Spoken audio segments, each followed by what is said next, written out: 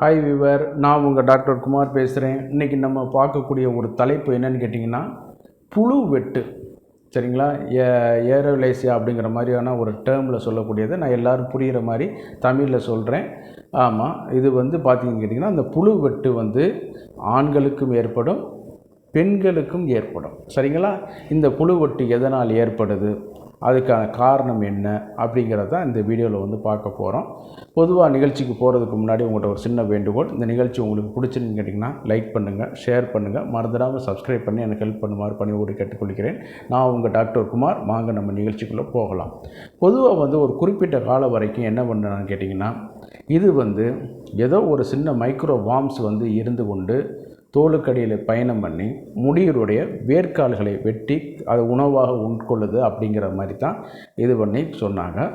இதே இது பார்த்திங்கன்னா, அது அடுத்த ஆளுக்கு சீப்பில் பயணம் பண்ணும், டவலில் பயணம் பண்ணும், அப்படிலாம் ஒரு இதில் ஒரு சொல்லி கொண்டு வந்தார்கள்.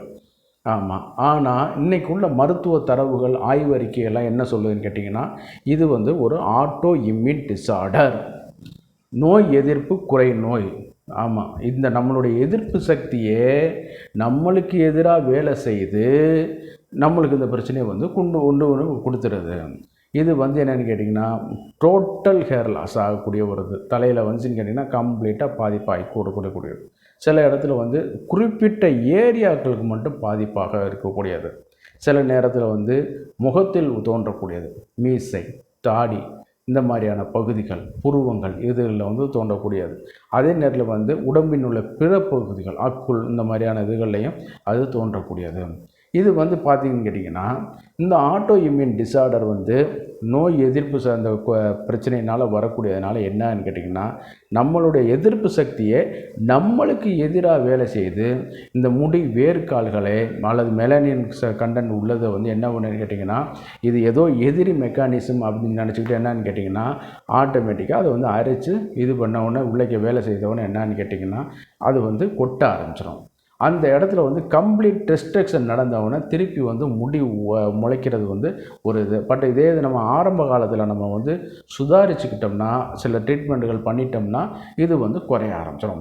சிலவங்களுக்கு சொட்டையாக இதாகிக்கிறோம். சிலவங்களுக்கு பார்த்திங்கன்னா வலுன்னு நெருப்பு காயம் பட்டது மாதிரி ஆக ஆரம்பிச்சிடும். சரிங்களா?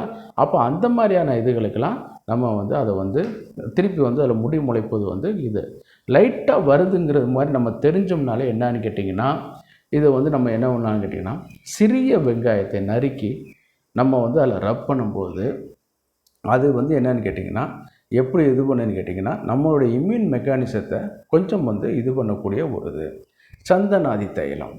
ஆமாம், சந்தனாதி தைலத்துக்கு இது நம்மளுடைய இம்யூன் சிஸ்டத்தை கொஞ்சம் காம்ப்ரமைஸ் பண்ணி கொஞ்சம் ஓரளவு இது இரிட்டேஷனை குறைக்கிறதுனால என்னென்னு கேட்டிங்கன்னா, அது அழகு, பொலிவு, நிறத்தை இது பண்ணக்கூடிய இதெல்லாம் இது பண்ணி கொடுக்கக்கூடிய ஒரு இது. அதே நேரத்தில் நம்ம இது பலாச மரம் அப்படின்னு சொல்லிட்டு ஒரு விதைகள் இருக்குது. அந்த விதையை நம்ம ஆயிலாக காய்ச்சி நம்ம இது பண்ணிக்கிற வேண்டியது, அல்லது அந்த விதைகளில் நம்ம ஃப்ரை பண்ணி அந்த சூரணத்தை கூட நம்ம இது பண்ணிக்கொள்ள வேண்டியது. பட் இது எல்லாமே கேட்டிங்கன்னா, நம்மளுடைய எதிர்ப்பு சக்தினால் வரக்கூடியது தான், நோய் எதிர்ப்பு சக்தினால் வரக்கூடியது தான். அதில் இருக்கிறனால அது அந்த மாதிரி இதாகி நம்மளுக்கு பாதிப்பாகி அந்த இடத்த டெஸ்ட்ரக்ஷன் பண்ண ஆரம்பிச்சிடும். இதை நம்ம அண்டர்ஸ்டாண்ட் பண்ணிக்கிறணும். அதே நேரத்தில் காயகல்ப மருந்துகளான திரிகடு இவைகளை நம்ம எடுத்துக்கொள்வதன் மூலமாக கூட அந்த ரிப்பேரான செல்களை திருப்பி பழைய நிலைமைக்கு நம்ம கொண்டு வந்துடலாம். நெல்லிக்காய் ஜூஸ், சரிங்களா? நெல்லிக்காய் ஜூஸ் இது பண்ணும்பொழுது, அல்லது விட்டமின் சி சம்மந்தப்பட்ட உணவுப் பொருட்கள் நம்ம எடுக்கும் பொழுது கூட இதை நம்ம குறைக்கிறதுக்கு வாய்ப்பு இருக்குது. நீங்கள் மற்றவங்க மாதிரி நினச்சிட்டு இருக்காதீங்க. இது புழு வெட்டுங்கிறது புழு அது கிடையாதுங்க, பூச்சியும் கிடையாதுங்க. ஒரு குறிப்பிட்ட காலம் வரைக்கும் அதை நம்பிட்டு இருந்தாங்க. இந்த மாதிரி அது புழு வெட்டு, பூச்சி அப்படிங்கிற மாதிரி நம்பிட்டு இருந்தாங்க. ஆனால் அது உண்மை கிடையாது. நம்மளுடைய நோய் எதிர்ப்பு சக்தி நம்மளுக்கு எதிராகவே வேலை செய்து இந்த முடி வேர்க்கால்களை ஏதோ அது ஃபால்ட்டாக இருக்குதுன்னு அப்படி நினச்சி கொண்டு அது இதாகி இது பண்ண ஆரம்பிச்சிருது.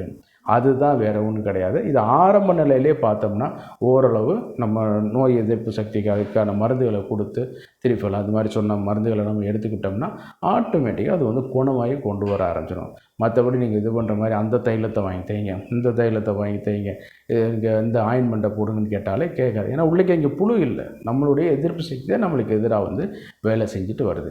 இதை மட்டும் கொஞ்சம் ஃபாலோ பண்ணுங்கள். ஆட்டோமேட்டிக்காக அந்த பிரச்சனையிலேருந்து நீங்கள் ஓவர் கம் பண்ணி வர்றதுக்கு வாய்ப்புகள் வந்து அதிகம்.